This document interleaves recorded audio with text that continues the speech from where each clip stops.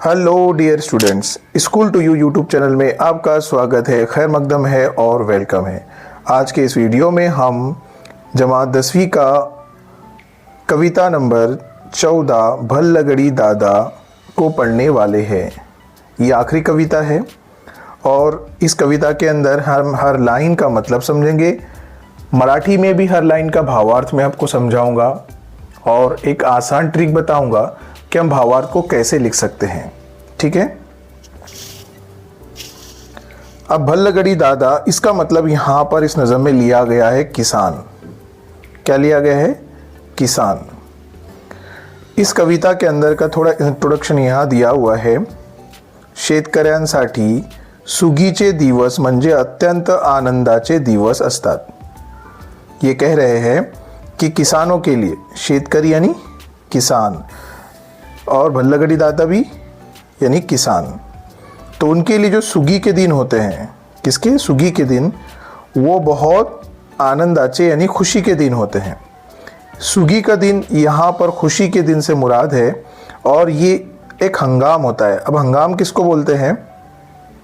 जब किसान की फसल घर में आ जाती है और तो उस वक्त तो बहुत खुश होता है, तो उस खुशी के मौसम को यहाँ पर सुगी के दिन कहा गया है, यानी हंगाम के दिन कहा गया है, यानी खुशी के दिन कहा गया है।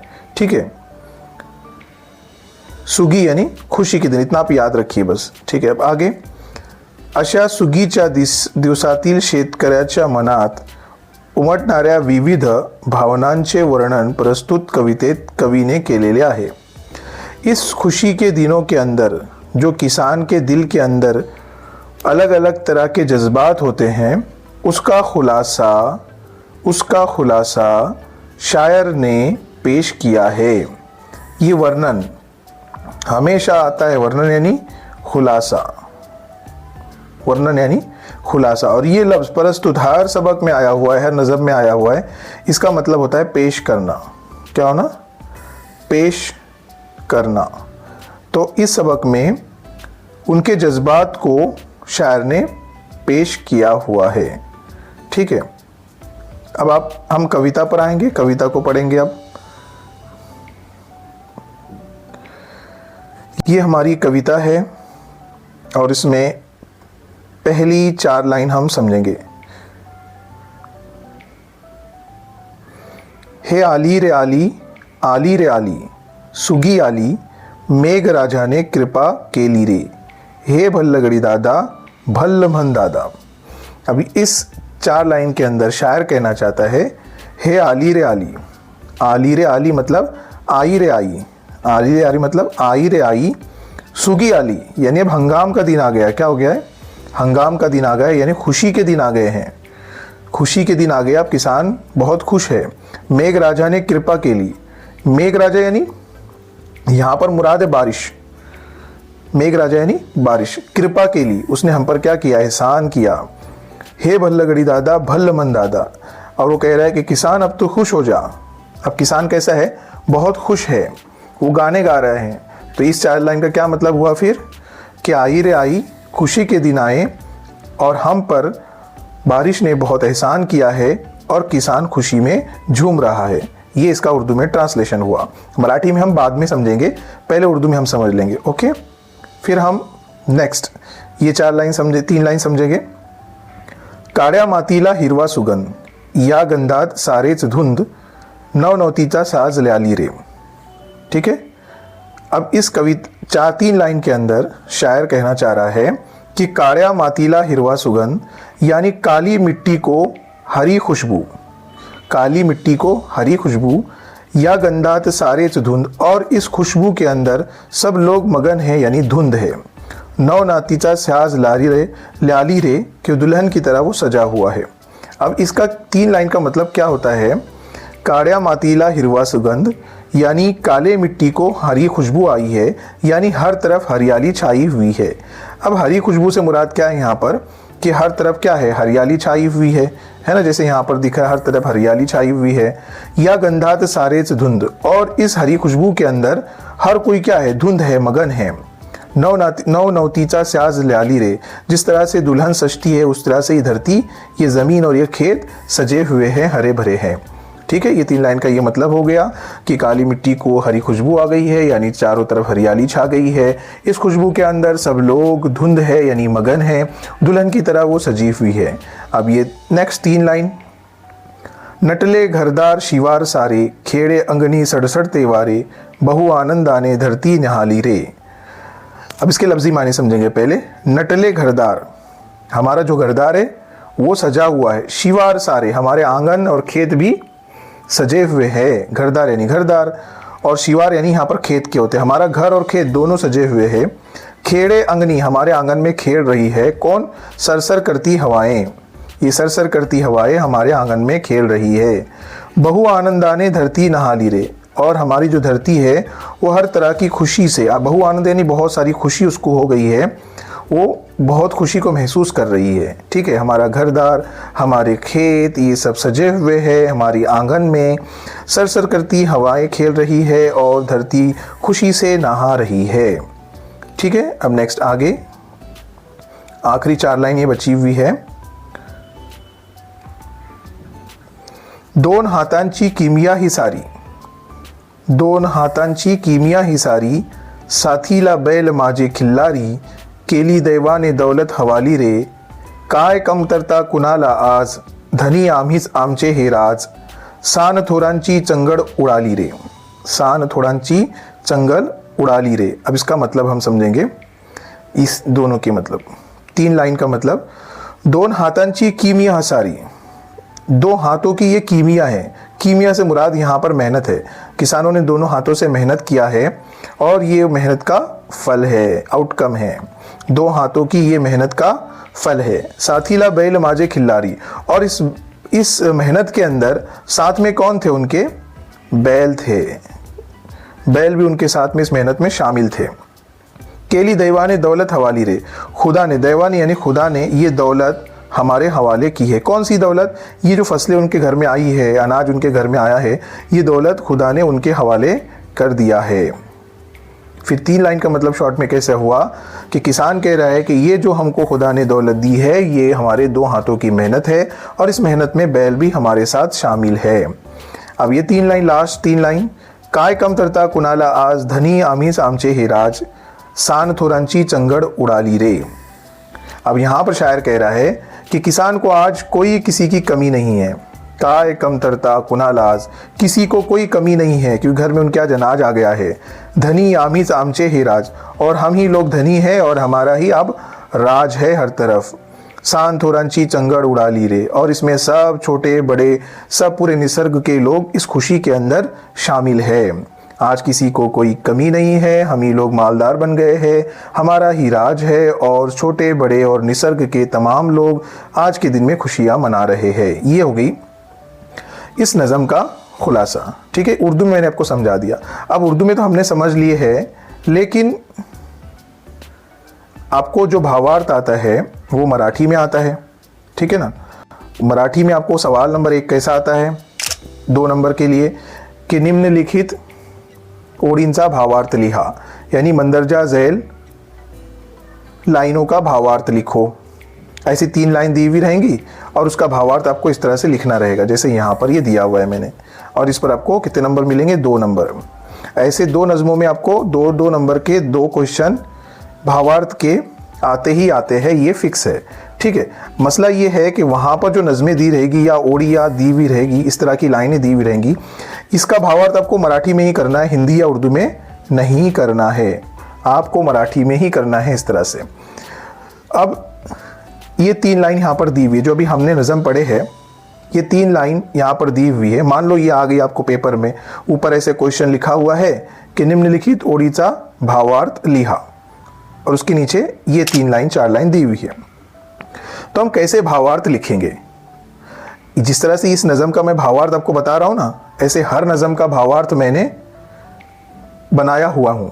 आपको मेरे वेबसाइट पर भी मिल जाएगा, और मेरा जो स्कूल TU चैनल है उसके अंदर एक प्लेलिस्ट है, उसकी प्लेलिस्ट में भी मिल जाएगा, और इसी स्कूल TU वेबसाइट पर भी मिल जाएगा। आपको दोनों जगह आपको हर नज़म का भावार्थ इस तरह के आसान लफ्ज़ों में आपको मिल जाएगा। इस बात का ख्याल रखना, अगर किसी ने कोई नज़म नहीं पढ़ा, हार्ड जा रही है, तो मैंने अपने आसानी से आसान लफ्ज़ों में भावार्थ लिखकर अपने YouTube चैनल पर भी डाला हूँ, और साथ में अपने वेब ब्लॉग पर भी डाला हूँ। ठीक है, अभी शुरू करते हैं हम। अब इसमें एक चीज़ आपको याद रखनी, जैसी जो रेड कलर में मैंने लिखा ना, इसको मैं बोलता हूँ मसाला। क्या बोलता हूँ? मसाला। आपको 2 क्वेश्चन आएंगे 2-2 नंबर के, ठीक है, उसके अंदर से एक में, कम से कम एक में, और दोनों में भी आप डाल सकते हैं, ये मसाला ज़रूर डाल देना जो रेड कलर में है। अब मसाला मैं क्यों बोल रहा हूँ इसको? क्योंकि जब भी किसी लाइन का भावार्थ लिखेंगे, ये मसाला हर भावार्थ में फिट हो जाएगा। ठीक है, अब कैसे फिट होगा मैं आपको बता देता हूँ, तो आपको समझ में आ जाएगा कि सर ऐसा क्यों बोल रहे हैं। अब मान लो इसकी जगह ये नज़म आ गई है, 3 लाइन आ गई है, तो मैं शुरुआत कैसे करूँगा? मसाले से शुरुआत करूँगा। सदर ओडी कविता भल्लगडी दादा मधून घेतलेली आहे। सदर ओडी कविता भल्लगडी दादा मधून घेतलेली आहे। कवीने कवितेत मनोहारी शब्दचित्र रेखाटले आहे। या ओडीत कवी म्हणतो की, देखो यहाँ तक ही क्या है? मसाला है। इसका मतलब क्या हुआ? सदर ओडी कविता, ये जो लाइनें हैं, ये जो लाइनें हैं, भल्लगडी दादा मधून घेतलेली आहे, इस नज़म में से ली गई है। कवि ने कवितेत मनोहारी शब्दचित्र रेखाटले आहे। शायर ने इस नज़म में दिल लुभाने वाली तस्वीर को खींचा है। या ओडीत, इस लाइन के अंदर कवि कहता है कि, कवि कहता है कि। अब यहाँ से आपका शुरुआत होगा रिलेटेड, जो ब्लैक कलर में लिखा हुआ है ये आपका चेंज हो जाएगा हर लाइन के साथ साथ। ठीक है, समझ गए आप? अभी जो रेड लाइन में लिखा हुआ मैंने है, ये मसाला है। इसका मतलब ये होता है कि ये जो लाइनें दी गई है भल्लगडी दादा, इस सबक में नज़म में से ली गई है, और शायर ने इस नज़म में दिल लुभाने वाली तस्वीर को खींचा है, और वो इस लाइन में कहना चाहता है कि। ठीक है, कवि म्हणतो की या कवि इच्छितों की, दोनों आता, ये भी चलेगा आपको, ये जैसा कि वैसा भी याद कर लो। ठीक है, अब ये हर भावार्थ के अंदर फिट हो जाता है। इसका फ़ायदा आपको ये होगा कि आपको 2 लाइन कम से कम आपको मिल जाएंगी। 2 लाइन आपको बगैर ग्रामेटिकल मिस्टेक के आपको मिल जाएंगी। आप इजीली इसके अंदर लिख सकते हैं। अब इसके अंदर फिर उसके आगे, मसाले के आगे तो आपको उससे रिलेटेड लिखना ही लिखना है, लेकिन मसाले से क्या होगा? आपका जवाब इंप्रेसिव बनेगा और आपको 2 लाइन की आसानियाँ हो जाएंगी। अब आप कहेंगे सर यहाँ पर भल्लगडी दादा ये नज़म का नाम आया है, ठीक है ना, नज़म का नाम आया है, तो फिर मसाला कैसे वो हर किस में फिट हुआ? मान लो आपको इस नज़म का नाम याद ही नहीं आ रहा है, मान लो ये नज़म का नाम आपको याद ही नहीं आ रहा है, तो अब क्या शुरू करेंगे? सदर ओडी कविता मधून घेतलेली आहे, ये बीच में का आप छोड़ देंगे। सदर ओडी कविता मधून घेतलेली आहे। कवी कवितेत मनोहारी, कवीने कवितेत मनोहारी शब्दचित्र रेखाटले आहे। या ओडीत कवी म्हणतो की। ठीक है, ये हो गया मसाला। अगर नज़म का नाम याद आ रहा है तो ठीक, नहीं तो ये नज़म का नाम भी निकाल दिए तो चलेगा। ठीक है, मुझे उम्मीद है मैं क्या कहना चाहता हूँ कि मसाला आप कैसे यूज़ करेंगे। ठीक है, अब यहाँ से ये लाइन है 4 लाइन, और इसका मराठी में ये भावार्थ है। आपको इस तरह का भावार्थ लिखना पड़ेगा, और मैंने कोशिश किया कि बहुत आसान वर्ड के अंदर आपको ये मैं भावार्थ बता रहा हूँ। कोशिश करो कि ये नज़म को आप अच्छी तरह से पढ़कर जाओ। आनंदाची वेळ आली आहे, खुशी का वक्त आया है, सुख समाधान घेऊन ही वेळ आली है, और सुख और इत्मीनान लेकर ये वक्त आया है। मेघराजा ने म्हणजे पावसाने कृपा केली, मेघराजा यानी बारिश ने हम पर बहुत एहसान किए। शेतकरी बंधूंसाठी हा पाऊस खूप चांगला, मंगल आणि सुख देणारा आहे असे कवी सांगतो। किसान भाइयों के लिए ये बारिश बहुत अच्छी, सुख देने वाला है ऐसा कवि कहता है। ठीक है, शॉर्ट में 3 लाइन का मतलब मराठी में ऐसा है, आपको लिखना पड़ेगा। इसमें कोई 2 राहें नहीं है, कोई चारा नहीं है, आपको लिखना ही लिखना है। ठीक है, आपको प्रैक्टिस करके जाना है इसकी, लेकिन ये मसाला आप याद कर लेंगे तो 2 लाइन में आपको याद लिखने में आसानी हो जाएंगी। ठीक है, अब नेक्स्ट 2 लाइन का 3 लाइन का भावार्थ, ये नज़म की अगली 3 लाइन है।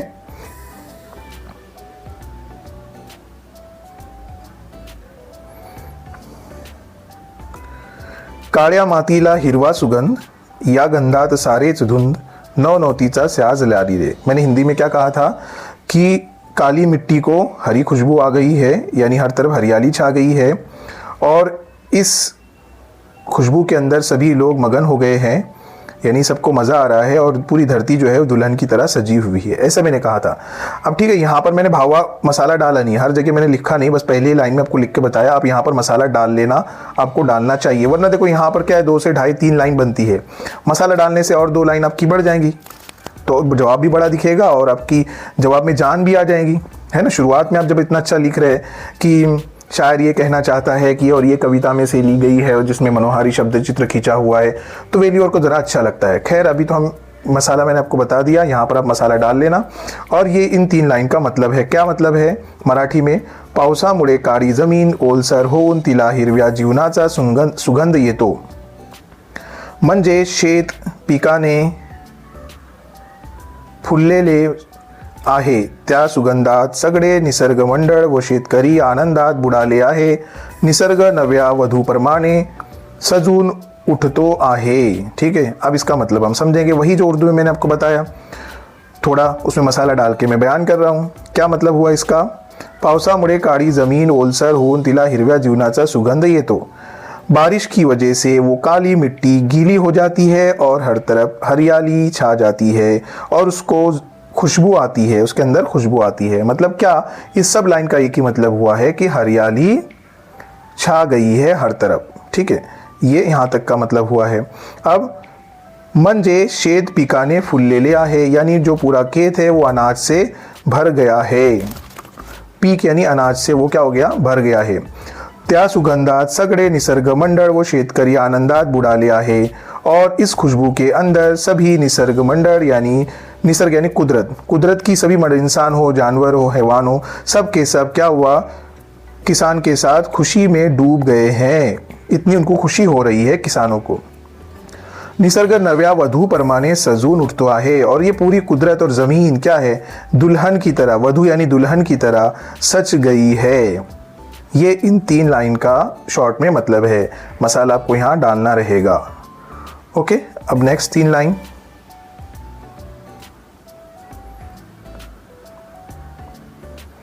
नटले घरदार शिवार सारे, खेड़े अंगनी सड़सड़ते वारे, बहु आनंदाने धरती नहाली रे। ठीक है, ये 3 लाइन का उर्दू मैंने मतलब क्या कहा था कि हमारा घरदार और हमारे खेत सब कुछ सजे हुए हैं, हमारे आंगन में सरसरेली हवाएं घूम रही है और खुशी से धरती झूम रही है। ये इसका मतलब मैंने आपको उर्दू में बताया था। अब इसको मराठी में लिख रहा है मैं यहाँ पर, फिर यहाँ से शुरू करूँगा। कैसे शुरुआत करूँगा, सदर ओढी कविता भल्लगडी दादा या कवितेतून घेतलेली आहे। या कवितेमध्ये कवीने मनोहारी शब्दचित्र रेखाटले आहे। कवी या कवितेत सांगित इच्छितो की, ठीक है, की के आगे मैं यहाँ से लिख रहा हूँ। फिर संपूर्ण शिवार शेती जमीन सुंदर दिसू लागली आहे। संपूर्ण शिवार शेती जमीन सुंदर दिसू लागली आहे। अंगणात वारा खेळतो आहे, वातावरण चैतन्य आहे, पृथ्वी अनेक रंगांनी नहावून निघाली आहे, म्हणजे निसर्ग खूप सुंदर दिसतो आहे। यहाँ पर आप क्या करेंगे, मसाला डालेंगे और आगे लिखेंगे संपूर्ण शिवार शेती जमीन सुंदर दिसू लागली आहे। पूरा खेत यानी शेत और ज़मीन सुंदर दिसू लागली आहे, बहुत खूबसूरत दिख रही है। अंगणात वारा खेळतो आहे, और हमारी आंगन में हवाएं खेल रही है। वातावरणात चैतन्य, हमारे माहौल के अंदर रोशनी है। पृथ्वी अनेक रंगांनी नहावून निघाली आहे, और जो ज़मीन है वो बहुत सारे रंगों से नहाकर निकल गई है यानी खिल रही है। म्हणजे निसर्ग खूब सुंदर दिसतो आहे, यानी ये कुदरत बहुत खूबसूरत दिखाई दे रहा है। ठीक है, ये पूरी कुदरत बहुत खूबसूरत दिखाई दे रही है।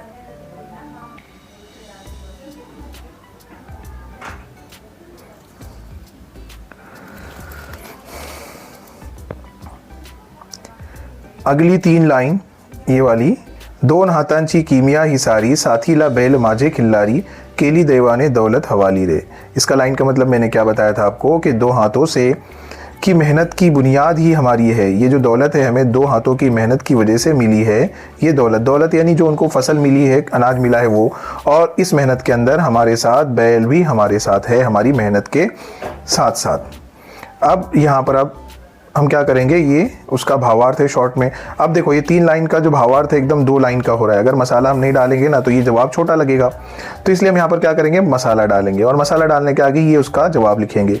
ही सगळी समृद्धी शेतकऱ्यांच्या कष्टामुळे आहे, त्याच्या मेहनतीला बैलांची साथ आहे, देवाने शेतकऱ्याच्या हातात संपत्ती आणि समृद्धी दिली आहे असे कवी सांगतो। ठीक है, ये उसका मतलब, इसका मतलब समझ लेंगे हम। ही सगळी समृद्धी शेतकऱ्यांच्या कष्टामुळे आहे। ये जो कुछ तरक्की हुई है वो किसान के मेहनत की वजह से हुई है। कष्ट यानी मेहनत। त्याच्या मेहनतीला बैलांची साथ आहे, और जो उन्होंने मेहनत किया है उसमें बैलों की क्या है, साथ है।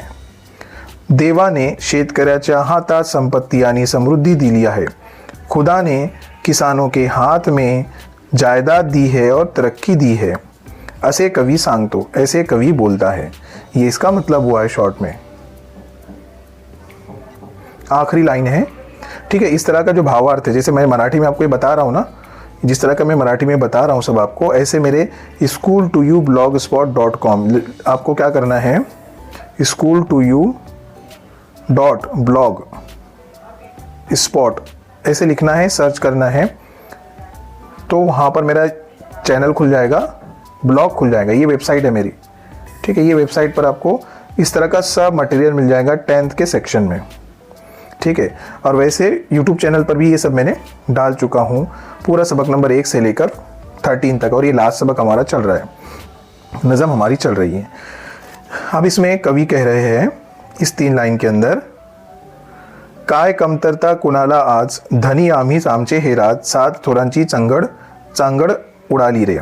अब इसमें कवि क्या कह रहे हैं कि काय कमतरता कुणाला आज, अब किसी को कोई कमी नहीं है, आज हमारा ही राज है और हमारे साथ सभी लोग खुश है, हमारी खुशी के अंदर वो शामिल है। ये तो मैंने उर्दू में बताया। अब यहाँ पर 2 लाइन का मैंने ट्रांसलेशन किया इजीली इसका, ठीक है। अब इसके आगे अगर 2 लाइन नहीं लिखेंगे आप तो छोटा जवाब हो जाएगा, इसलिए मैंने मसाला यहाँ पर बोला आपको डाल देना। कैसे शुरुआत करेंगे मैं फिर से एक बार लास्ट टाइम आपको बता दे रहा हूँ। मैं पेपर में शुरू करूँगा इस 3 लाइन का जवाब कि सदर ओळी कविता भल्लगडी दादा या कवितेतून घेतलेली आहे। या कवितेत कवीने मनोहारी शब्दचित्र रेखाटले आहे। कवी या ओळीत सांगित इच्छितो की, यहाँ तक, फिर उसके आगे हम लिखेंगे आता कुणालाही काहीच कमी नहीं। आज तो कोई भी किसी को कुछ भी कमी नहीं है, सब मालदार है आज, क्योंकि उनके घर में खुशी आई है, अनाज आया है, हंगाम चल रहा है। आम्ही शेतकरी स्वतःचेच राजे आहोत और हम लोग खुद के राजे हैं। खुद के राज है, वो खुद है, किसी के मोहताज नहीं है। कौन? किसान। आम्ही स्वावलंबी आहोत और हम सेल्फ डिपेंडेंट है, किसी पर डिपेंडेंट नहीं है, बल्कि हमने खुद मेहनत किया है और खुद कमाया है। लहान मोठे सगळे आनंदात आहे। ये जो थोर है ना, थोर, इसका मतलब ही ये हुआ है कि जो छोटे बड़े हैं वो सब हमारी खुशी में शामिल है। आणि उत्सव आनंद साजरा होता है और वो त्यौहार और खुशी हम मना रहे हैं, ठीक है। इस कविता के सवाल जवाब भी मेरे YouTube चैनल पर है, हमारे ब्लॉग स्पॉट पर भी बहुत कुछ अवेलेबल है, वहाँ से आप ले सकते हैं। उसके अलावा अगर आपको कोई तकलीफ़ जा रही है, कोई चीज़ नहीं मिल रही है, तो आप कमेंट सेक्शन में कमेंट ज़रूर करो कि आपको कुछ अगर चाहिए, और कमेंट करने के बाद इंशाल्लाह मैं 1 या 2 दिन के अंदर आपको रिप्लाई देता हूँ, ठीक है। आपको रिप्लाई मिल जाता है, वहाँ से आप उस लिंक के ज़रिए हासिल कर सकते हैं। आपको जो कुछ भी चाहिए वो आपको क्या करना है, कमेंट सेक्शन में डालना है, कमेंट करना है, तो आपको मिल जाएगा। उसके अलावा आपको ये वीडियो कैसा लगा उसके लिए भी आप लाइक कर दें, ताकि मुझे समझे आपको पसंद आ रहा है, ठीक है। इंशाल्लाह नेक्स्ट वीडियो में मिलेंगे, तब तक अल्लाह हाफिज़।